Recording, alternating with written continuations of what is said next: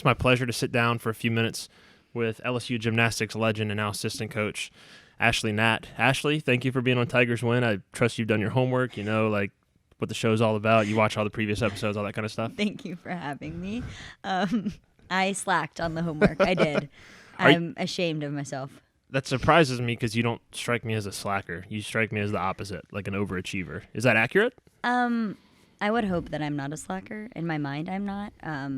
I would say I like to achieve. I wouldn't say I'm an overachiever. It just depends on like what category we're falling into. I think there are like some things in life that I'm like, I have to overachieve, or like I have to achieve at a high level, and then there are some things where I'm like, I care a little, not care a little bit less, but you know. Like podcasts, and you don't really care about being on podcasts. I care. What? I'm teasing. This is important. I'm teasing. I know it's important. I'm excited about it. Let's start there, though. What do you care about overachieving with? What are the things that in your life that you are just so focused on? And then obviously gymnastics is probably one of them. But what else? Right. I think the first thing that comes to my mind is my relationships, whether that's at home with my family, with my friends, or even in here with our athletes. I think that relationships for me personally is the foundation of everything that I do. And it's also the most important step and the most important building block to me personally. So I think like when it comes to relationships, that's something that I want to be on top of all the time. I want to make sure that I'm communicating well, communicating clearly, building and establishing trust. I think that's the most important thing, obviously, in coaching. So I think that I would say that that's probably the most important thing to me personally. And then obviously work and my personal life.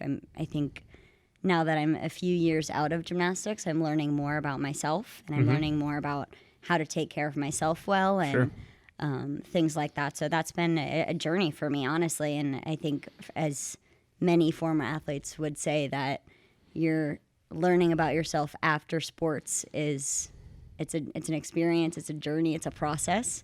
So that's been fun for me, and I think I've gotten a lot better at that this past year. But I think that that's something that's important to me too, and now I'm learning to achieve in that way. So I always get made fun of for doing this, but I'm going to compare my athletic career to your athletic career, which there's no comparison. But I want to talk about that subject you just brought up, leaving sports or leaving the sport that was part of your life for so long and then transitioning into the next phase of your life, because that's something every athlete, no matter if they stop playing at high school or college or junior high, that's still a transition. For me, playing basketball, the day that I put down a basketball, I probably didn't touch it for 2 more years. I just needed space. I needed to do other things. You're obviously feet first back in gymnastics and really probably never left the whole arena, so to speak. But what was your approach? Because we all remember that moment, your final performance at LSU. It's kind of one of those iconic images that's burned in any LSU sports fan's mind, right? Like that performance at Nationals and coming off the beam and the tears in your eyes and the tears in our eyes. Everybody was crying everywhere. How do you transition from that moment to where you are now? What's that journey been like? Yeah, so like you said, exactly right. It's been a journey. I knew that before I graduated college that I wanted to stick around and I wanted to get my master's degree, and I still wanted to be involved in the sport. My parents are both gymnastics coaches. They've been doing gymnastics their entire lives as well. And I knew that I didn't necessarily want to go back home and coach with them because what I fell in love with during college was the team aspect and the camaraderie and the leadership and putting together something that is so unique. And every year it starts over, and every year you're building and you're putting together the pieces of the puzzle. And so I just fell in love with that part of it. And so I think I had already decided that I wanted to stay involved in one way or another. So I stayed on, I got my master's degree, and I was able to start student coaching. And it was at that point that I kind of just was really thinking about what was next. And obviously, while building my own coaching philosophy and what I think and what's important to me. And then after grad school, moving on, going to Penn State, being able to be an assistant coach there was such a big step and such a journey for me, such a learning process, which I really don't think that I would be the coach that I am without that step. Yeah. So I was really glad that I was able to do that. And then obviously coming back here was incredible. I mean, it's been an absolute dream come true. But personally, it's been a whirlwind. I think having COVID being a part of that whirlwind was also something that was unexpected and made out everything of the simple, blue. right? So I think coming out of sport, especially here at LSU, sports are they're on a pedestal, and you have almost a self-inflated version of yourself is what other people perceive you as. Sure. And so going into my senior year, I think what I really wanted to do was to ground myself and to find who I was as a person, and be able to separate those two things, that I am a gymnast, but I'm also this person, and this is what's important to me. And so like we talked about before, like I learned at that point that like relationships are my foundation and things along those lines. And so I think that really helped me transition out of not doing gymnastics anymore. Knowing who I was and having a firm footing in this is the person that I am, and I don't need gymnastics to validate me, and I don't need to post a high score to prove that I'm good and I'm successful. And so I think that those things, being able to separate and differentiate, really helped me into that grad school step. And then obviously staying involved with the sport is something that I've always wanted, and it's been a dream come true to absolutely be able to do that. And so I think that obviously makes it way easier when you're still in the gym every day. Some days you still feel like you're on that student athlete schedule of like in grad school I was. Like I went to school and I went to the gym, and like that was really a helpful transition. There was no like cold turkey break where like you don't do it anymore. Sure. So I think that was really nice as well, and definitely helped. The perspective that you mentioned there is so important, I think, and needs to be emphasized. For me, when you're talking about separating yourself from your scores and separating yourself from your performance, that's not who you are. I remember for me, it was when I was quitting and I had a conversation with actually somebody that played basketball here who was a family friend. And I was saying, look, I don't know if I want to do this anymore. He said, basketball is what you do. It's not who you are. And that was a very simple but profound moment for me to say that's exactly right. And so for me, it took me in a different direction. For you to have that perspective while you're still playing, to me, is so fascinating. I think, one, it's a testament to your maturity and just who you were. But also, I think it might have something to do with the nature of gymnastics, and especially college gymnastics, because especially here, so many athletes come here and this is a step for them. This is the next step in their journey. They're trying to get to the NBA, the NFL, Major League Baseball. They're going to professional soccer, the Olympics. Right. You know, they're always looking. Not that they're not wanting to be here, obviously, but it's a step in their journey. Yeah. And for gymnastics, it's almost like the end of the road. Maybe that's too dramatic of a phrase for it. Is.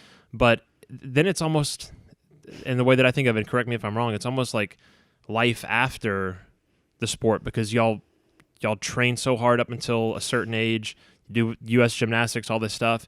And then it's almost like, oh, you get to write one final chapter.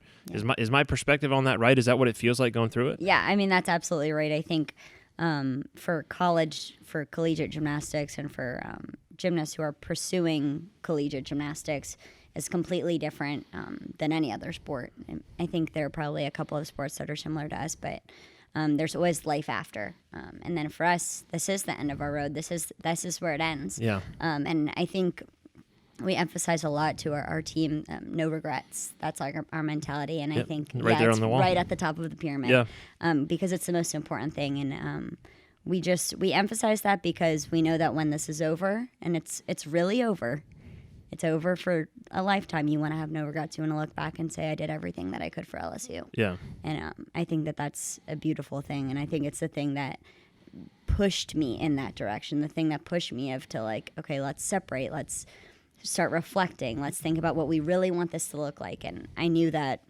when I got to the end of my career, I didn't want to have one regret about anything that had happened up to that point. And it was, I can honestly say that I don't. And that's a huge blessing for any athlete involved in sport.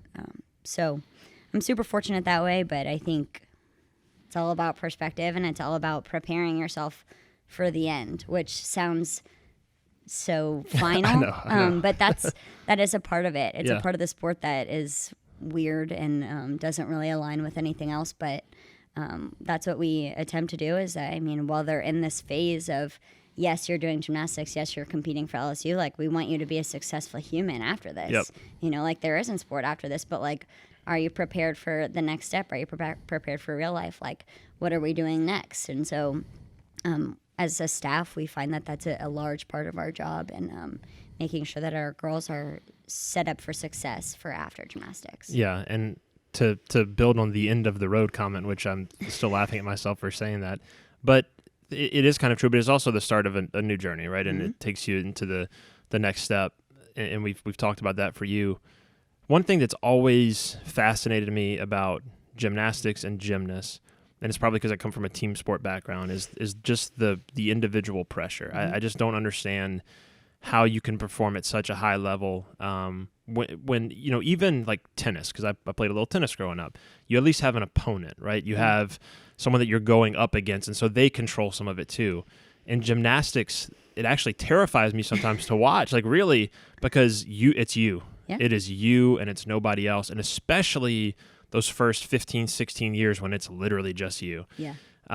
You talked earlier about the team component and how you sort of discovered that and fell in love with that here. So I'm curious in that dynamic, because you are out there by yourself on the beam or on the floor or on the bars or whatever, but especially at this level, you do get to be a part of a team that is LSU, and I've talked to a lot of gymnasts that feel that way, that they fall in love with that team aspect because it's been individualized so long. So tell me about your relationship to that dynamic of being a superstar gymnast coming up, and yeah, you were on U.S. teams and all that stuff, but it's so highly competitive still there, right? And then you come here and there's that team aspect. How did you sort of fall in love with that team aspect? Yeah, of course. So like you said, it's completely individual your whole life. Yeah. You're out there, you're always by yourself. So you learn how to compete by yourself. You learn about what's important to you. And I think it's twofold, that like when you are part of a lineup on any event, we keep 5 out of the 6 scores, the best 5. So when you're part of the lineup, you recognize that everybody around you is counting on you, you know, and that's pressure.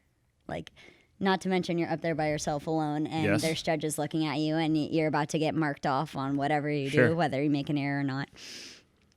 There's all that, and then you realize that your teammates are counting on you. Oh, my team needs me to post a good score. Not just I need to have a good score for me, I need to have a good score for them. And I think that is, while it's pressure, like, it is also the most exciting thing ever. And there's a part of it, there's that caveat, 5 out of 6, that's they've got my back. I don't have to be perfect. I don't have to do the best routine I've ever done, because no matter what happens, they have my back. They'll pick me up. They'll fill that spot. They'll post a better score. And that's a beautiful thing as well. And so I think the 5 out of 6 really, it unifies them. It reminds you that not everything depends on you, and that we're all together in this. And I think what's beautiful about gymnastics is there are so many different types of gymnasts. I think when you see our Olivia Dunn, it's long, beautiful lines, and then you see Kaya Johnson, who is powerhouse. I think that they're two completely opposite gymnasts, but they complement each other. And when you see them next to one another, you can recognize that, okay, there's 2 different things here that I'm seeing, but knowing that they complement each other in a way that makes up our lineup. And so sometimes when we're composing a lineup, we're composing it based on the composition of the routine and the ability of the athlete and what their personal look and their personal style is. And that's such a beautiful thing. I think that, like, that's why they call us artistic gymnastics. Yeah. And so I think that part of it is also something that is so magical, that all of them can be so different and so unique and so powerful and strong in their own way, but come together to create something that's for something bigger than themselves, that is for LSU. And I think at LSU, we're fortunate that the state of Louisiana takes so much pride in our sports. And takes so much pride in everything that happens here. And so they have so much support riding behind them. And I know that elevates their excitement, their energy, and their want to compete, their want to win, and their drive overall. When did that recognition of what LSU was set in for you? And then now that you're a coach, how does it set in for some of the players? And the same question to the team dynamic, because the way that you just described it was, first of all, is just beautifully said, but it was also a coach's perspective a little bit too. Did you know that as an athlete? Did you internalize that concept of complementary pieces in a team and the way that, the lineups are constructed, but also, I'm sure you internalize that they've got my back part because you're out there and you're in the spotlight. But that question also applied to when did it set in at LSU that this place was what it was? Okay, I'll start with that part. Yeah, so that's I two think, very disparate questions. They're a little different, but I think obviously having Dee Dee as my coach changed everything about my perspective of Louisiana and the state of LSU. And she wears purple and gold like a banner. She carries it around. She has so much pride for the state and for the university. And I think that the way that she spoke to us made it resonate how important it was. And I think that just the way that she carried herself, the enthusiasm that she had for it, she always reminded us of how important it was to represent not only ourselves really well, but that we were that there was a bigger representation, and that we were representing LSU and we were representing the state of Louisiana wherever we went and whatever we did. And so I definitely attribute all of that to her and the way that she influenced us. The second question was about lineup composition. It was about when does that idea of, or that transition from I'm an individual athlete and I'm up here by myself competing for myself to I'm part of a bigger team. When does that settle in? Is it the first meet? Is it the first practice? Is it junior year? When does that sort of settle in? I'm sure it's different for everybody, but for you, when did it settle in? I think definitely I started noticing it in practice because I think the practice environments are competitive. And I think when I looked, I felt like I was a small fish, and I was looking around, and Lamentia Hall and Reagan Corville and Jessie Jordan. I was like, holy cow! Am I even going to get into this lineup? How am I even going to compete? Yeah. And if I do, thank the Lord. So I'm obviously looking around at practice, and I'm like, okay, watching and practicing and watching and practicing, and then I would notice little things, and I would see Lamentia Hall she had performance quality like nobody else, and I was like, I can do that. And then I would watch Jessie Jordan, and she had consistency and efficiency like nobody else. I can do that. That's something I can do. And then I watched Reagan Corville, and she was fierce, so fierce in every single way in the competition arena and in practice. And it was just something that I was like, those are things that I can do.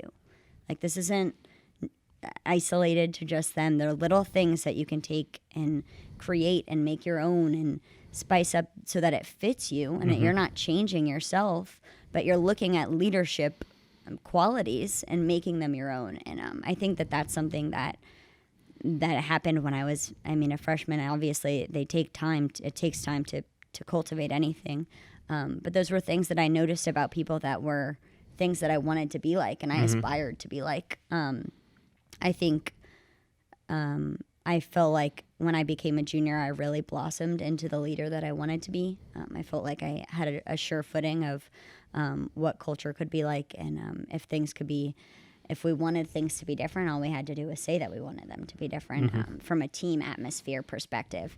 And I think that that's something that our coaches really empowered us to do. We would sit in their office and they would say, it's your team, you guys lead it. And those things make you feel empowered to do things a little bit beyond your reach. Sure. Yeah. And so I was fortunate to obviously be on so many great teams with so many great student athletes. Even Sarah Finnegan was younger than I was, but when she practiced, you couldn't catch her. She was the fastest person I've ever practiced with.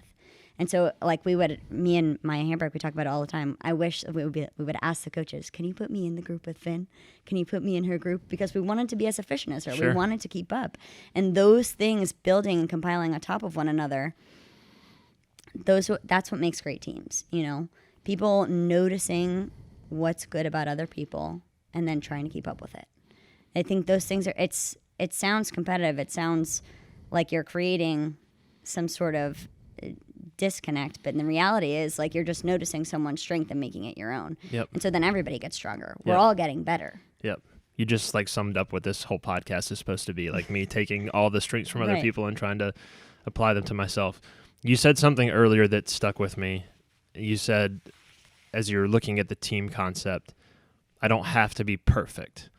And it struck me mostly because you, I think, still have the record for most perfect 10s here at LSU, I think. It's a tie. It's a tie. Okay, you would know. Me and Jennifer Wood, who is like also a legend. Yeah, well, there's that. Right? There's yeah, of course. And so when I think perfection, you're one of the people that comes to mind because of your record and performance. And that's perfection is a word that I've always struggled with because I'm 100% a perfectionist, or certainly grew up that way. And I think when you're a perfectionist, you have a love-hate relationship with perfection because it's the thing that makes you better at everything, but it's also the thing that like sometimes drags you down and is a weight around your neck. Were you a perfectionist from the start in gymnastics? I mean, child of coaches, I'm guessing you probably were? No. Oh, really? No. I'm not a perfectionist. Okay, never. Maybe as I got older, I would still say now, no. Yeah. I think what you described before about the weight around your neck and how much pressure it causes you, it can destroy you. Yeah. Especially in a sport like this. You start at 10 and everything is a takeaway. They take away everything. They take away everything. They take away everything. And so if you allow that into your mind to like really, things will continue to be deducted from you. Yeah. Like from your emotions, from your feelings, from your spirit. And like that's something that I never really wanted for myself. Sure. Obviously, I wanted to get a 10. That's a no-brainer. Mm-hmm. But I think after achieving 1 or 2, maybe 3 or 4, I came to the recognition that like it doesn't really matter. Yeah. And that like I can do a routine that I perceive as my best work and I could still get a 995. I could do my routine that I perceived as not my best work and still get a 10. And so it's not really, I think the hard thing about gymnastics is that it doesn't really matter what you perceive. It only matters what the judges perceive and what they see when you compete. And there's so many factors that go into getting a 10, from the fan experience to the build of the lineup. And there are just so many things that go into it. And I'm so fortunate that I was able to have that experience. But I think after having it so many times, it was like, this is not what perfect means. Yeah. Perfect isn't even perfect. Yeah. And I think there are some of our girls now that we can talk to and be like, they were like, wasn't my best one. And they know. There's no secret. You know when you do your best and you know when you don't. And so that's the measure that has to matter most. That measure of looking internally and saying, did I do my best? Did I give all my effort? And not the measure of, did I score what I wanted to score? Yeah. Because you're never going to score what you want to score. And if you base your entire life around your scoring, you're going to be unhappy 100% of the time. Yeah. So I think that that's a part of it. I personally, definitely growing up, my parents, they were my coaches. They were very lax. They were very happy that I loved the sport the way that I did, and the way that they loved it. And so they were, I wouldn't say they were easy on me, but they knew how hard it is to achieve at such a high level at this sport, and they didn't want me to really suffer. They wanted me to thrive and to love it and to continue to love it. And so they pushed me in that direction, not in a direction where I was broken down and tired and beaten up. So when I got to college, it was like a completely different experience, not having my parents as coaches and then being on a team of people who I thought were absolutely incredible. Yeah. It was just like, I'm just really happy to be here. Yeah. And, Yeah. And to be very, very clear, because I think I asked the question poorly, the reason I brought up the parents angle is that for me, I was the child of 2 coaches. And in my head, they would come home and they'd talk about, oh, we coached this kid today. He was so great. He listened and he was hustling and blah, blah, blah. And then they'd be like, oh, this other kid, he's, yeah. And so in my head, I was internalizing like, oh, if I want to get approval, I'm going to do all the good stuff that they're talking about and not do the bad stuff. But obviously that's my baggage and I probably put it on you there. So my bad.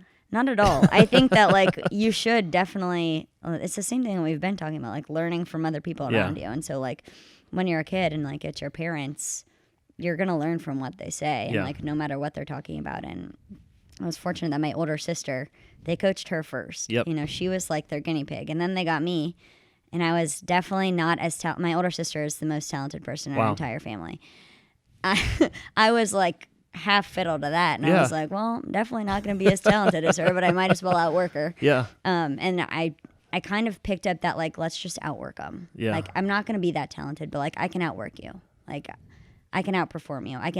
And so like that's what it was for me. And I think my parents recognized that my sister was more talented than me.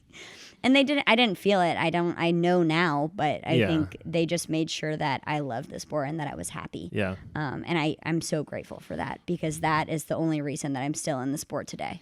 What was it about gymnastics that you loved? I mean, I'm sure you were around it a lot, but what caught you with it?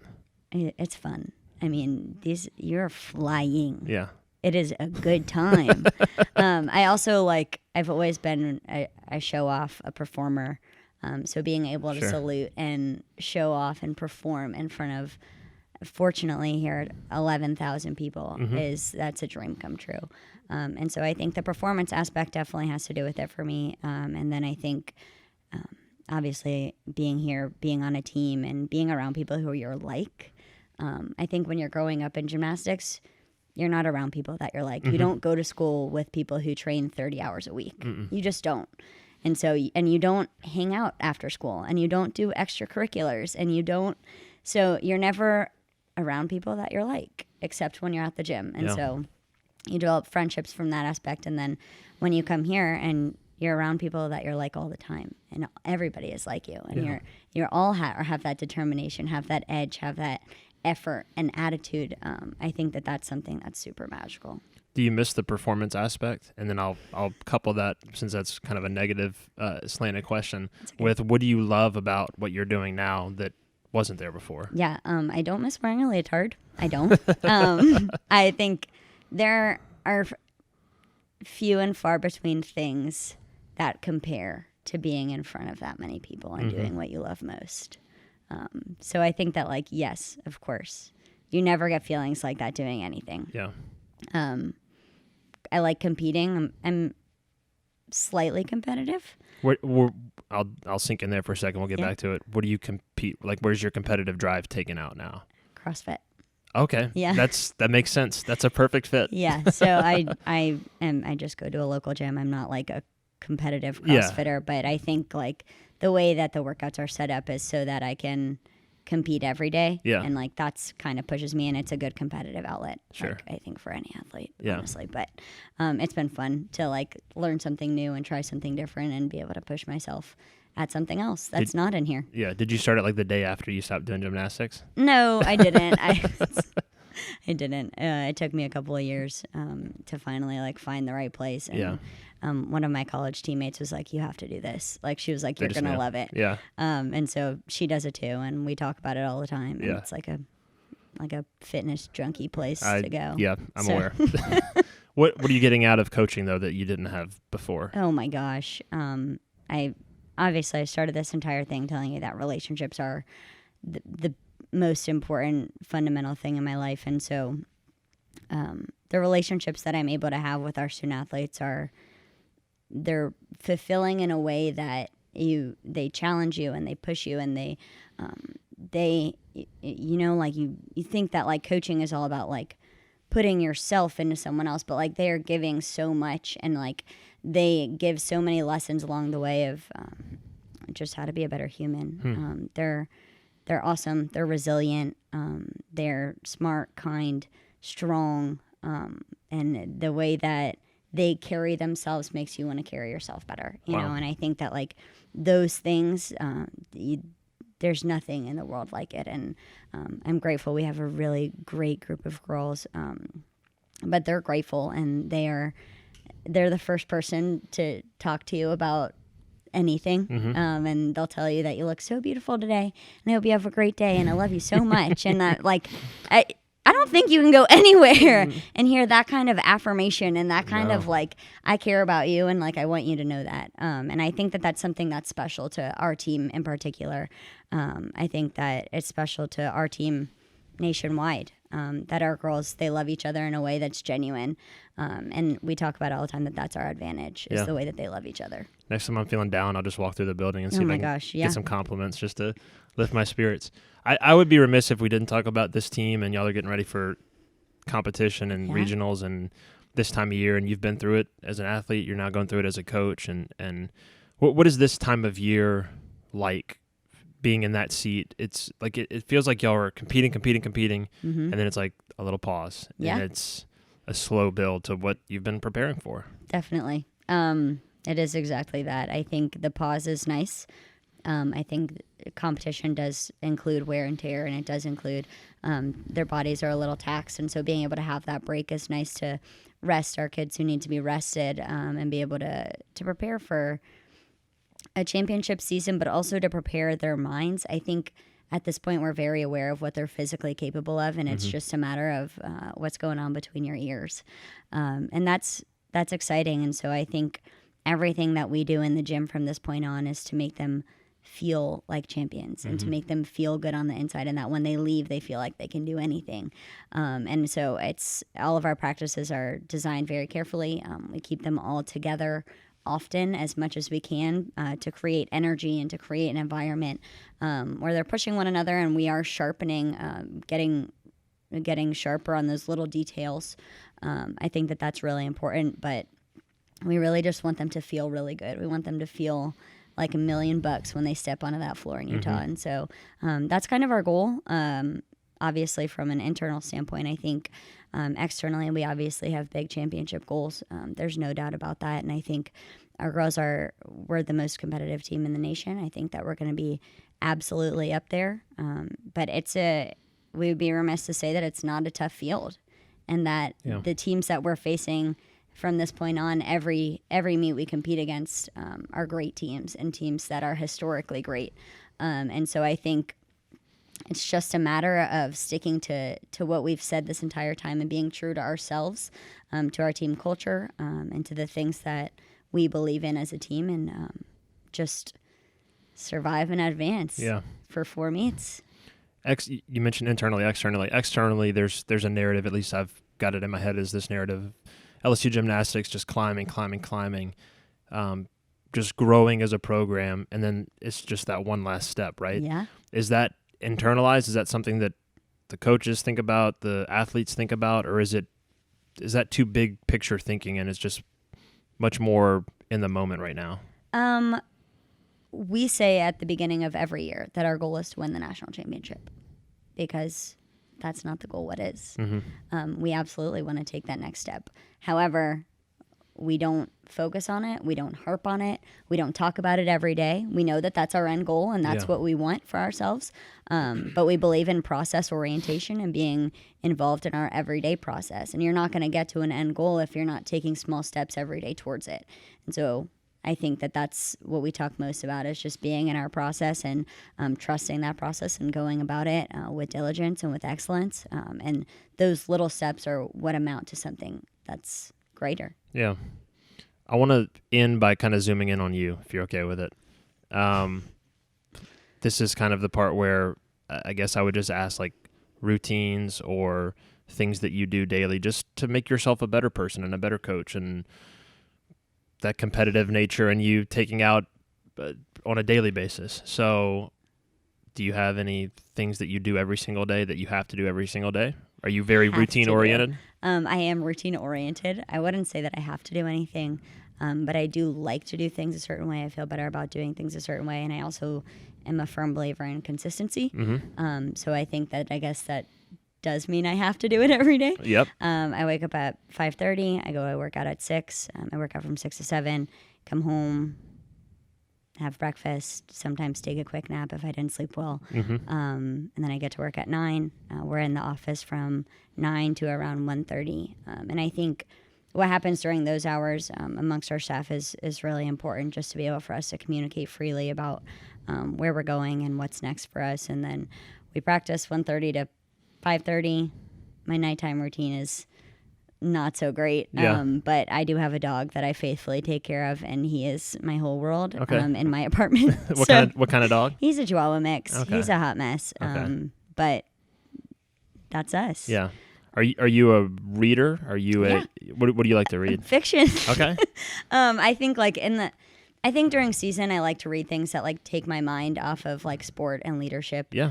I think over the summer I obviously have like some leadership books and some sports and nutrition and strength and conditioning books that I really am interested in reading. I think like just right now fiction is the way to go. It's where I need to stay, because I just need to have something that takes my mind off of things, and so that's part of my weekends. Give me a couple of book recs, because I'm an avid reader. Are you? Yeah, I try to read 2 books a month. Try and fail. Okay, my goal for the year was 1 book a month. That's what I tried to do that 2 years ago. Got it. And then last year tried to do 2.